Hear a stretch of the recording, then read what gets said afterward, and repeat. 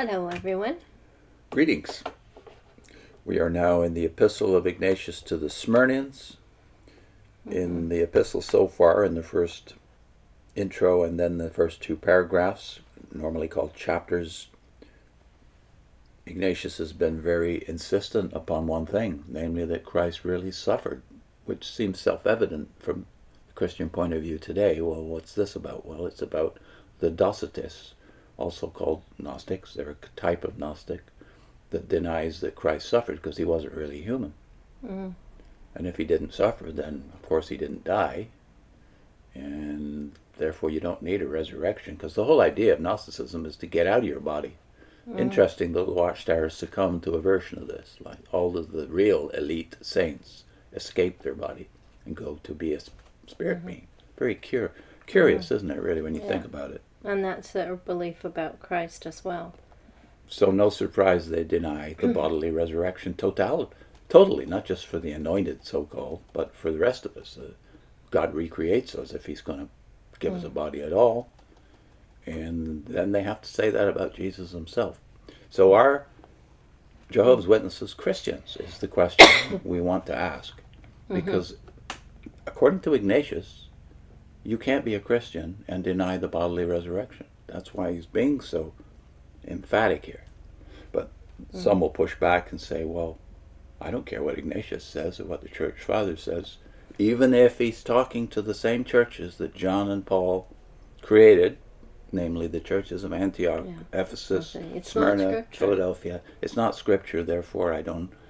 Well, let's just find out today what Scripture actually says. In fact, the very last Scripture of the Bible, the writings of John, are the most emphatic about the bodily resurrection. Maybe we've never noticed that as witnesses. Match it up with what Ignatius says. Yeah, but let's first read, this time only one paragraph, that is paragraph 3, chapter 3, that is, of the letter. And just to show you that there's no translation issue here, let's read it from all three. That is, I have here Maxwell Stanforth's, you have Lightfoot, and we'll also read from Roberts and Donaldson. Okay. Let's start with Lightfoot. For I know and believe that he was in the flesh even after the resurrection. And when he came to Peter and those with him, he said to them, Take hold of me, handle me, and see that I am not a disembodied demon. And immediately they touched him and believed, being closely united with his flesh and blood. For this reason, they too despised death. Indeed, they proved to be greater than death. And after his resurrection, he ate and drank with them, like one who is composed of flesh, although spiritually he was united with the Father. Maxwell Stanforth says, For my own part, I know and believe that he was in actual human flesh even after his resurrection. When he appeared to Peter and his companions, he said to them, Take hold of me, touch me, and see that I am no bodiless phantom. Remember last time we said that Ignatius has already said that those who say Jesus was a ghost or a phantom or a spirit being after death, their punishment for this will be they will be phantoms with no body. But they'll find out they were wrong about the resurrection. Stanforth goes on, and they touched him then and there and believed, for they had contact with the flesh and blood reality of him. That was how they came by their contempt for death and proved themselves superior to it. Moreover, he ate and drank with them after he was risen, like any natural man, though even then he and the Father were spiritually one. And Roberts and Donaldson translated, For I know that after his resurrection also he was still possessed of flesh, and I believe that he is so now. Well, that's a big one, isn't it? It's not that he had flesh and was raised in a body. He still is human and will return as a human. When, for instance, he came to those who were with Peter, he said to them, Lay hold, handle me, and see that I am not an incorporeal spirit. And immediately they touched him and believed, being convinced both by his flesh and spirit. For this cause also they despised death and were found its conquerors. And after his resurrection he did eat and drink with them, as being possessed of flesh, although spiritually he was united to the Father. No disagreement among the translators as to what the nature of the resurrection was. But we want to go to Scripture now, because the pushback to us is always, well, who cares what the church has to say? Because you carry over your disbelief that anything Christendom offers can be trusted. Well, this is not Christendom. These are the churches founded by the apostles he's addressing here. It's the next generation, their writings. So it's history. It's history of the generation, the gap that you need to fill in the blank and to prove to yourself, if you're an ex-witness and you dither over this, no, there's no general apostasy. These men, including Ignatius, are very conservative. They're not creative. You imagine that they just come up with some new doctrines and somehow impose them upon the whole church.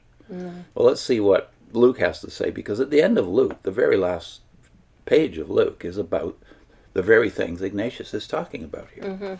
So let's read it from the New World Translation. This is Luke 24:36 to 43.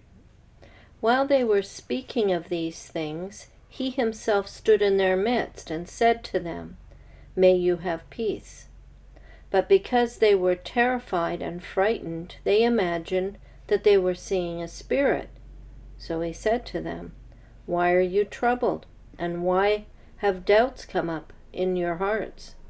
See my hands and my feet, that it is I myself. Touch me and see, for a spirit does not have flesh and bones, just as you see that I have." And as he said this, he showed them his hands and his feet. But while they were still not believing for sheer joy and amazement, he said to them, "Do you have something there to eat?" So they handed him a piece of broiled fish, and he took it and ate it before their eyes. Yeah, that's wonderful. Well, it's pretty clear. And how does how does anyone get around this? Well, the Watchtower's version of it is, well, he put on a human body. So he tricked them. He tricked them into thinking he was back and human. Yeah. Even though he says, "Look at my hands and my feet, and it is I." Flesh and bones. Yes, blood is not mentioned. That's interesting in itself. That's another subject, though, isn't it? But no, I cannot conceive, and you couldn't conceive when you thought about it, when you were leaving, that Jesus was capable of tricking them. Yeah. Because if the church then believes that he's human, it's his fault then, isn't it? And they do clearly believe he's human and insist upon it.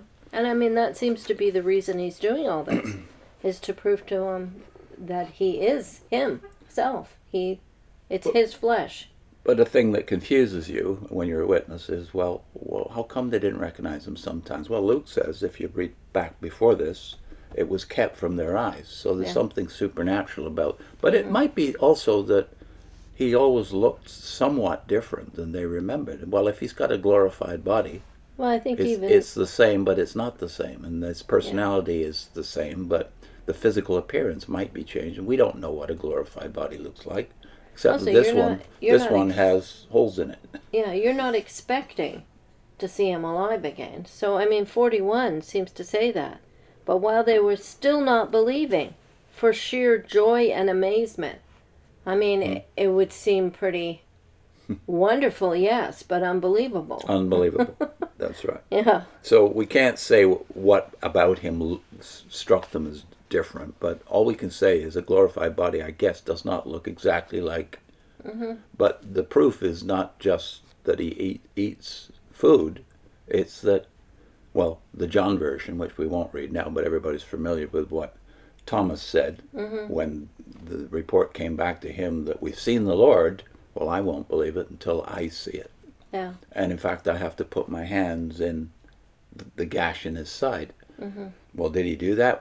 John doesn't record that he did that, but it does record that he said when Christ appeared to him the next Lord's Day, "My Lord and my God." So the instantaneous reaction was, "You are more than I thought you were." Yeah. My Lord and my God. So let's read, though, John's last words on this. That's maybe the very last thing written in the Bible. Some New Testament scholars think that 1 John is that last book of the Bible. It seems to be after the Gospel of John, and the Gospel of John seems to be after Revelation, based on internal information, right? Some of which is in the video that we're going to link at the end. Your video on the No, it's yours. I thought it's the by the beloved lake. Oh, it's my video, isn't it? Yeah. That's A.T. Robertson, the very last chapter of his book, The Divinity of Christ in the Gospel of John. And in that Dealing he's with meditating John in John 21, where you have that interchange between Peter, Jesus, and John, about why John is thought to be the one who won't die. So that's in the other video, though. So. But before we get to that link, let's look at as it were, John's last words on what the gospel is and why we know it's true. And that's 1 John chapter 1, verses 1 to 4, right? Okay. And this is the New World Translation again. That which was from the beginning, which we have heard, which we have seen with our eyes, which we have observed, and our hands have felt, concerning the word of life.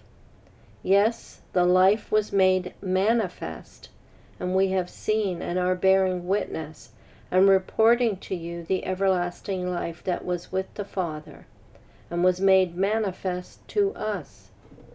That which we have seen and heard, we are reporting also to you, so that you too may have fellowship with us. And this fellowship of ours is with the Father, and with his Son Jesus Christ. And we are writing these things so that our joy may be complete. So the fellowship of Christians in the first century, and here we have around 96 to 98 AD, CE. The fellowship of Christians in the first century is made up of those who base their faith upon the eyewitness testimony, but not only the eyewitness testimony of witnesses, but their Ear testimony, and their hand testimony. As we saw in Ignatius, touching is the key idea. That it's not just that we saw and heard, we actually touched this body when it rose from all the their dead. senses. So Christians are not Jehovah's Witnesses. They're witnesses to the reality of Jesus. You will be my witnesses, Luke says in Acts 1, right? The very next chapter of Luke is Acts 1. You will be my witnesses. So are Jehovah's Witnesses Christians? Well, judged by this standard, that they rest all of their witness upon eyewitness, ear witness, hand witness testimony of apostles, there can't be Christians at all. So they deny the first thing that the witnesses said, namely that he rose. And we not only saw it and heard it, we touched him. That is not the message that Jehovah's Witnesses carry around, is it? No. The triple testimony idea, though, is fascinating because that's a Jewish concept. Yeah, The by two or three testimony of witnesses. 2 or 3 witnesses, every matter is established. Right. Now, of course, you're not preaching that. You're not preaching something that God has done, raising Christ from the dead. You are preaching something he will do or is doing. So you're really preaching yourselves. You join us and accept our other gospel, and you can be saved. Yeah. So our link is, again? The link is By the Beloved Lake, A.T. Robertson. He's concluding the book that you were reading of his on the Gospel of John.